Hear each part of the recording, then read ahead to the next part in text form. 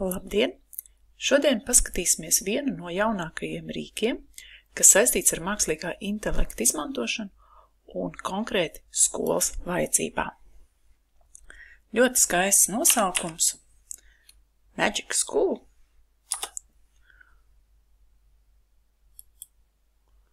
Un jums ir iespēja ielogoties, kā vienmēr ērti izmantot jūsu Google kontu un atverās jau visa lapa, kurā sakārtots pēc tādām kā tēmām, lai ērtāk skolotājs varētu to lietot. Latviešu valoda šeit izskatās, ka pagaidām vēl nav pievienot, mēs skaitamies pie mazajām valodām, bet ērti ir lietot papildus uzstādījumu, kas ir, ja jūs esat atvēruši lietotni ar Chrome pārlūku, iztulkot latviski. Un, kā jūs redzat, man parādās kartītes, ko es varu palūgt, lai mākslīgais intelekts izdara manā vietā. Vairāk nekā 60 dažādas iespējas, ko var darīt šajā maģiskajā skolā. Piemēram, rekomendācijas vēstuli. Teksta tulkotājs varbūt jau būtu, kolēģu dziesmu ģenerators, vārnīcas, piemēram, YouTube video apkopotājs. Paskatīsimies, kādas ir iespējas. Tad mums ir kopsavilkums un ir jāievada kāds kods, kas ir adrese. Es esmu, piemēram, izvēlējusies filmu, kas ir ļoti gara.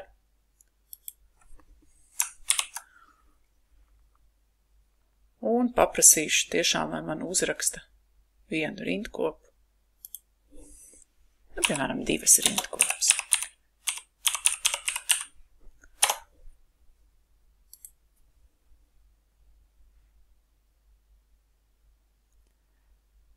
Sākumā tulkošana notiek angliski, un pēc tam pāriet uz latviešu valodu.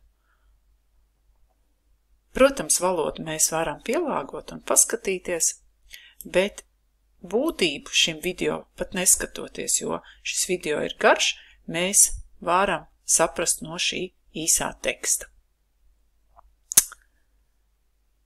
Tā, atgriezīsimies atpakaļ. Ko mēs vēl varētu palūgt?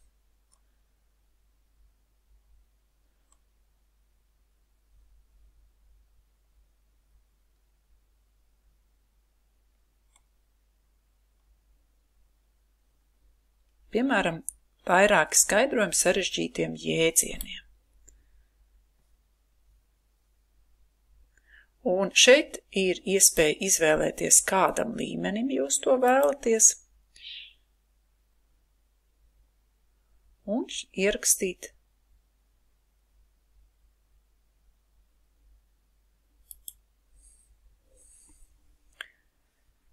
ko mēs tādu varētu izdomāt, piemēram, jēdziens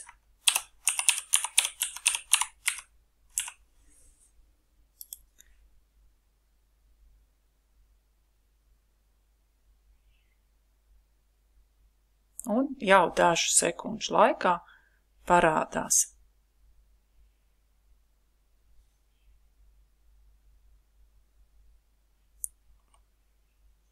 sākumā ir par chromosomām, un pēc tam es skatos, ka jau kaut kādas mazliet arī muļķības parādās no burtiskā tulkojuma. Tātad, ja es izvēlēšos atpakaļ, lai man tulko uz angļu valodu, iespējams, kā šīs atbildes jau būs daudz korektākas. Un trešais veids.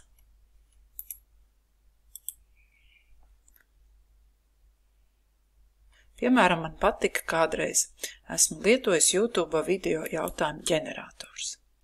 Tātad man ir līmenis, piemēram, izvēlēšos pamatskolas 5. klasi, lai ir 5 jautājumi, vairākas iespējas izvēlēties, un šeit ielikšu šo pašu filmu, kas bija par kosmosu.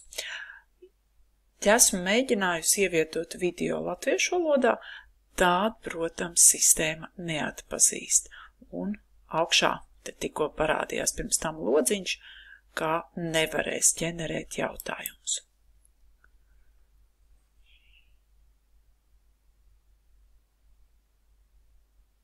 Nu, lūk. Un, protams, mēs varam pārbaudīt skolēnu zināšanas un arī atslēgas, kurā minūtē tāda izskan šī atbilde no.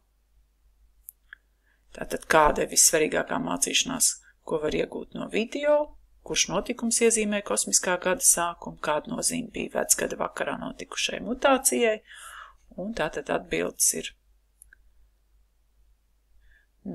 iespējams, kā priekš 5. klases arī atbildes te ir par sarežģītu, bet tāpēc mēs varam arī to pārskatīt un izdomāt, vai tas der mums. Tad pārlikšu atpakaļ uz angļu valodu. Iespējams, kā šeit ir precīzāk. Tā, vienkārši ir jāmēģina, jāspēlēs, un gan jau kaut ko atradīsiet.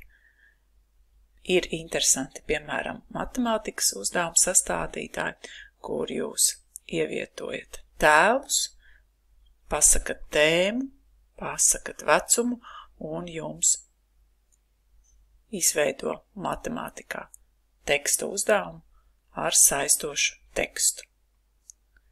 Lūdzu, mēģiniet!